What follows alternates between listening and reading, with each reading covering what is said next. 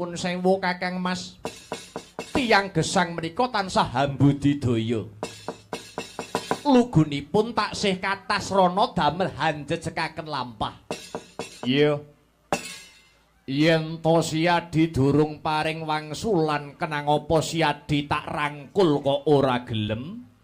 Aja dadi atimu. Pun Kakang ora keduga nampa sembahmu Yayi. Inggih Kakang Mas. Milanipun kula paduka rangkul mboten purun. Titiwancinipun sakmenika tinimbalan wonten pangeran. Katarimah gesang kula saged muksa sak raga kula. Namung menawi kula karangkul Kakang Mas Kumbakarna, gek nyuwun sewu. Paduka maksih anandang rereget kados mekaten. Kula kinten malah badhe handadosaken pepalang anggen kula badhe anglampahi kasedan jati Kakang Mas. Oh. Iya Di.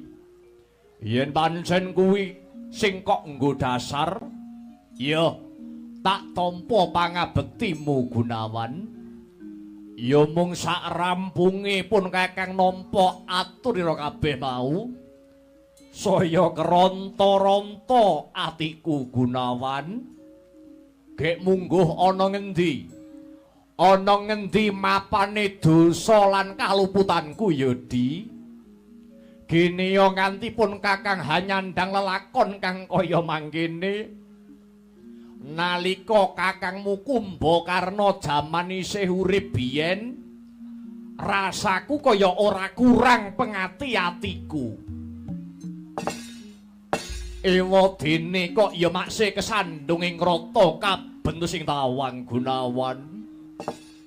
Syukur sakati jumurung Kakang Mas.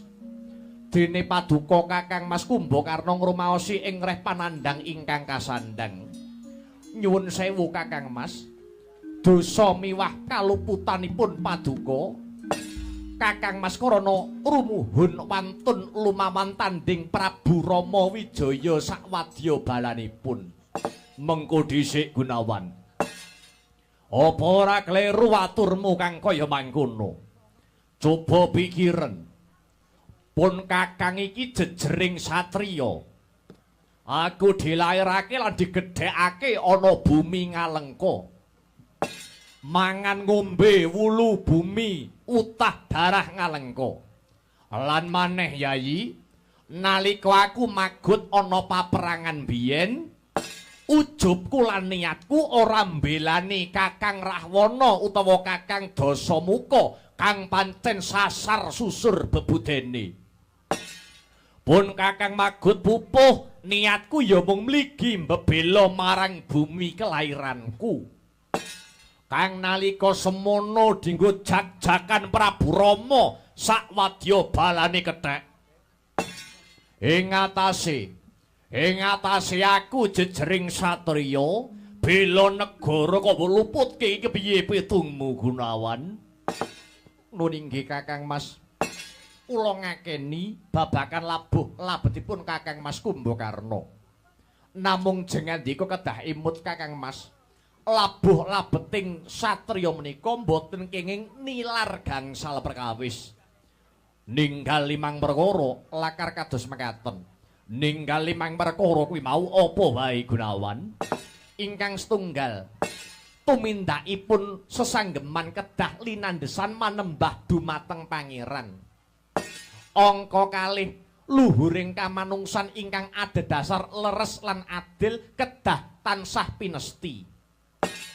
Angka 3 raos manunggal kedah tumanem wonten jiwanipun satriya. Angka 4 sabarang tumindak kedah mawi sarana sarasean. Lan ingkang pungkasan angka gangsal duh Kakang Mas. Labuhing satriya kedah tumuju dhateng raharjaning tiyang sak nagari. Ing mangka rikala semanten paduka Kakang Mas Kumbakarna nembe wungu saking Nendra.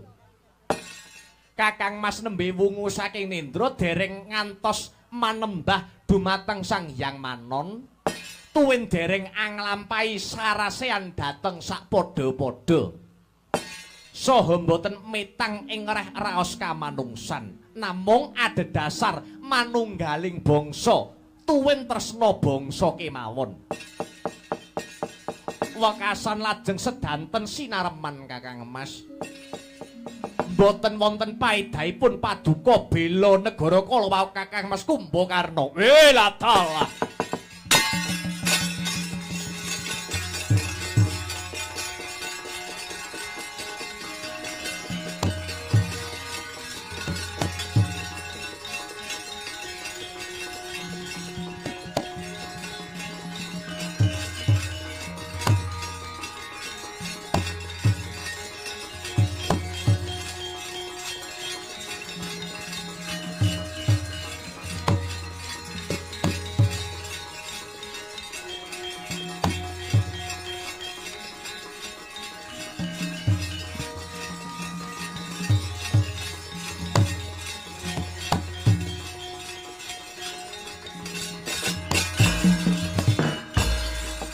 Wonten malih tuladan prayogi satriya gong nagari ngalengka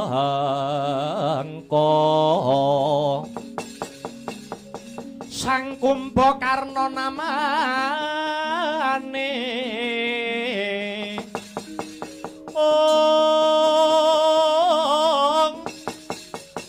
Toriko warna suprandening gayuh utami wiwit duk perang alengka ngenya darbe atur mringkeng raga murih raharja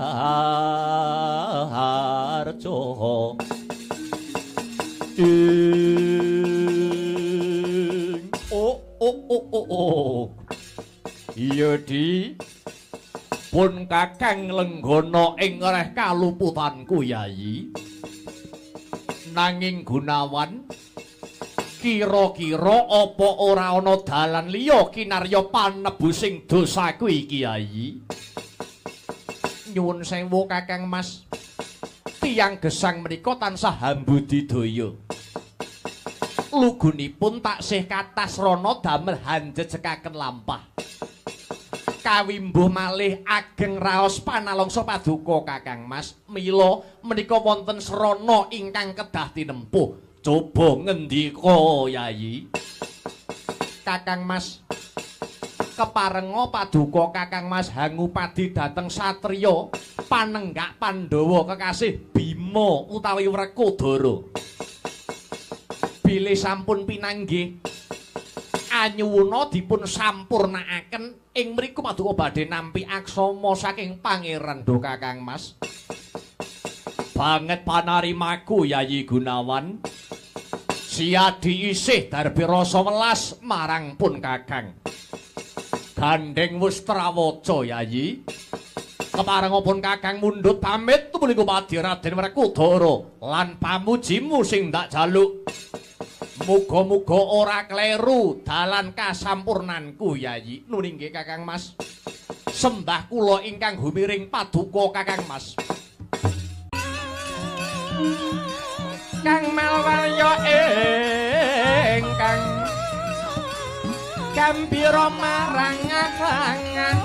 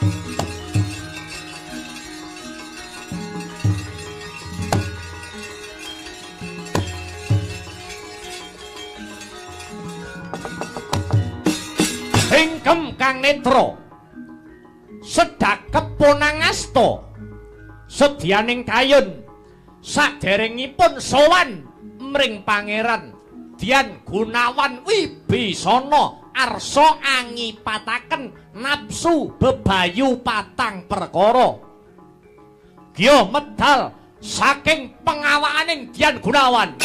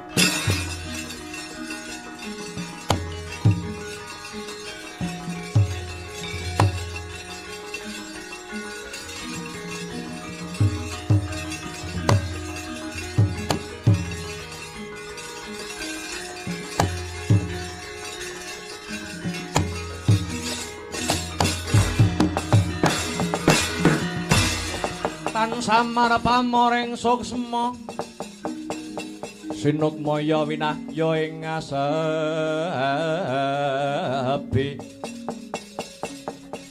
sinimpen telenging kalbu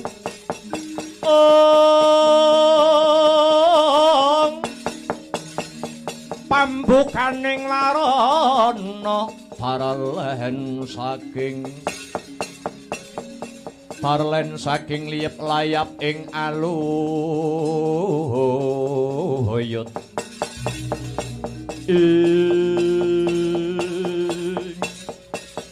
Kakang aku penak-penak ana guwa garbamu kok tok wetoke ana apa to Kang aku dulurmu Kala Bantala Kakang. Oh iya Kang eneng ngopo Kang? Aku lagi kepenak turu kok mbok gugah kon metu ki ngopo aku Kala Dahana Kakang. Kakang eneng ngopo Kakang? Aku dulurmu Kala Ranu Kakang. Lah ya jane iki enek opo to Kang? Wajane ora ngenak-enaki wong istirahat. Aku Kala Maruta Kang. Kabeh dulurku kadang tunggal bayu. Kala Bantala, Kala Dahana, Kala Ranu lan Kala Maruta. Dina iki wis wahyaning mangsa kala kowe kudu pisah marang pun Kakang. Oh, dosaku apa, Kang? Aku kok kon pisah karo kowe. Ya dosaku apa, Kang? Kok aku ora entuk melu kowe nai jare dosaku apa? Apa wis jeleh karo aku to, Kang? Apa wis bosen karo aku? Apa wis entuk gantine to, Kang? Kok saiki wis ora entuk melu rombonganmu jare luputku apa? Yayi Kala Bantala, Kala Dawana, Kala Ranulan, Kala Maruta sumurupa ketrima kang dadi uripku bisa muksa sak ragaku nggonku sowananing ngayunaning pangeran. Nanging aku kudu bisa ngluwari apa sak randuning badanku resik kang dadi jiwaku. Apa aku dosa? Apa aku dosa, Kang? Sira ora dosa, nanging sira kedunungan watak dewi-dewi. Kala Bantala piye, Kang? Kowe kuwi sekti mandraguna prawira jayeng palugon nalika kowe manjing sanubariku sira ndadekke gunawan kesinungan kasekten kang linuwih. Ya mung cacate Kala Bantala sira iku seneng memangan doyan turu karem nyuwara seru dasare uripe ngongso-ngongso. Kuwi elekku, Kang. Ya Kala. Kala Bantala pancen kuwi kang dadi luputmu. Kala Dawana piye, Kang?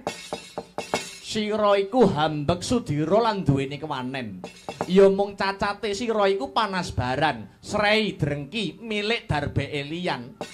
Mula yen sira kepengin manunggal kelawan pun Kakang, sira kudu bisa nglebur dosamu iku Kala Dawana. Oh, iya Kang, iya. Aku ki ngrumangsani senadyan aku iki sekti mandraguna, aku iki duweni kewanen. Ning cacatku aku iki pancen panasbaran. Tur aku iki wonge sreinan Kang aku iki. Lah nek dosaku mapan ana ngendi Kakang? Kala Ranu, sira iku gelem rekoso lan sregep prihatin utawa prihatin sregep olah topo utawa seneng tirakat. Ya mung cacate Kala Ranu sira iku demen cidra, ngumbar hawa nafsu syahwat. Senengane ya mung ngudi olah kridaning asmara, dasare seneng garap sing dudu ndeke. Kerep jajan. Dasare sira iku yen karo wong wadon kasar. Kuwi mbiyen Kang aku seneng jajan kuwi mbiyen, saiki wis ora Kakang, kuwi rasakno dhewe. Wah iya ya Kang iya. Leburen dosa kang pungkasan kowe Kala Maruta. Iya Kang. Jane cacatku kuwi nggon ngendi to Kang? Aku ki kurang piye dadi wong? Aku ki enenge ya mung sendika dawuh, dikongkon ngalor ya ngalor, dikongkon ngidul ya ngidul. Aku ki jan ora nate bangga rembug ki ora nate, Kang.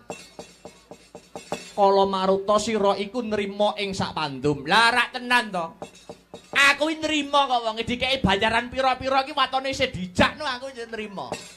Watone isih dijak nyopir elep aku jek trimo, Kang. Aku aja dipisah yo, Kang. Ngene ora ana aku sing nggo pengewan-ewan sapa, Kang.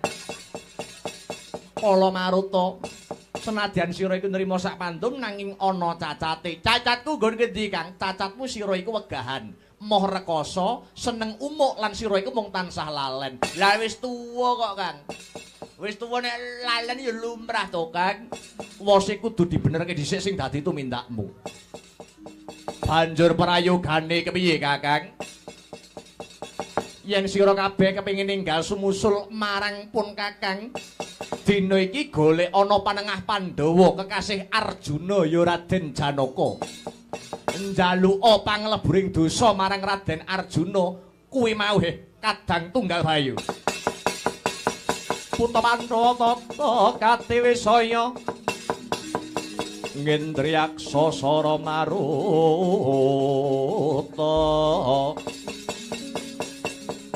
pawana bana margana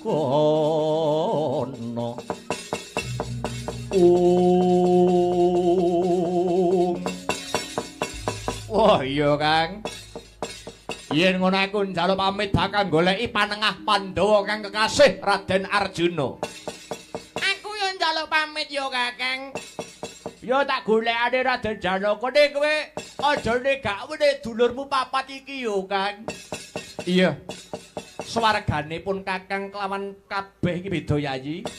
Nanging yen sira temen anggone ngupadi marang dalaning kasampurnan mesti kabeh ana dalane. Ngestoke dawuh. Aku budal dina iki, Kakang.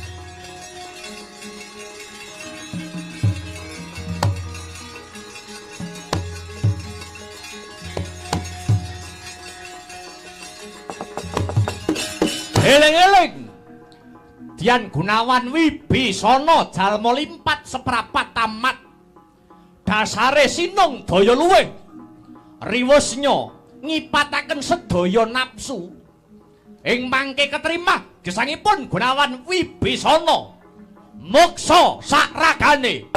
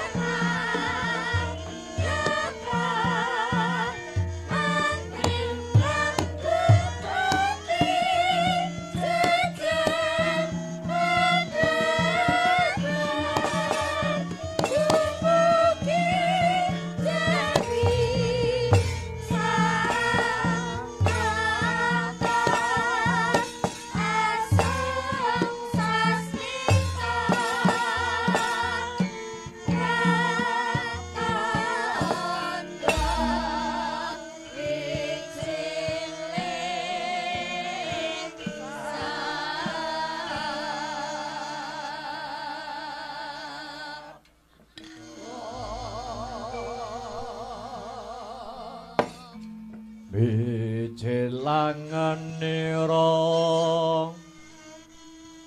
sang nar pati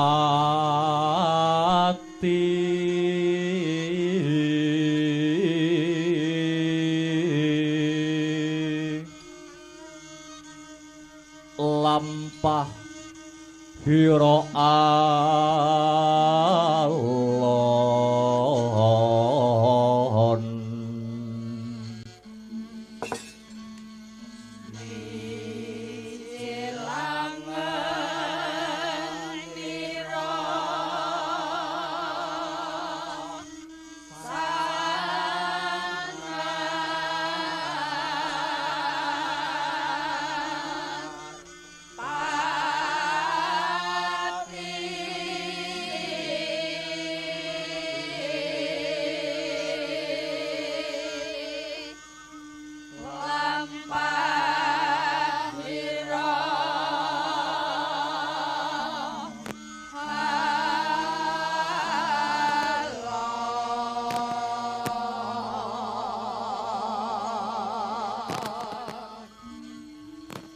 kinarabak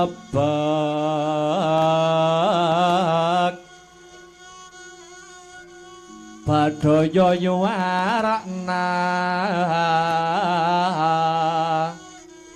nira